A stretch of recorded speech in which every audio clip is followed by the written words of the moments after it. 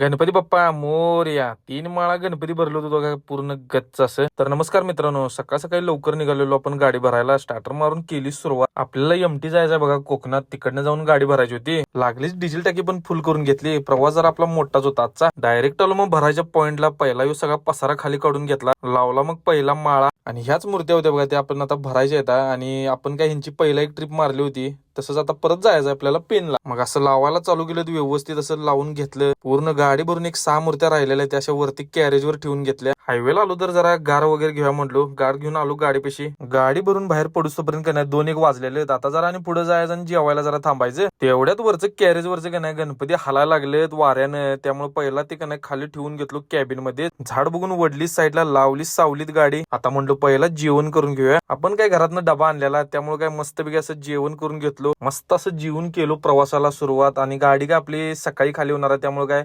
निवांत गेलं तर चालते. खेडला आलो डायरेक्ट.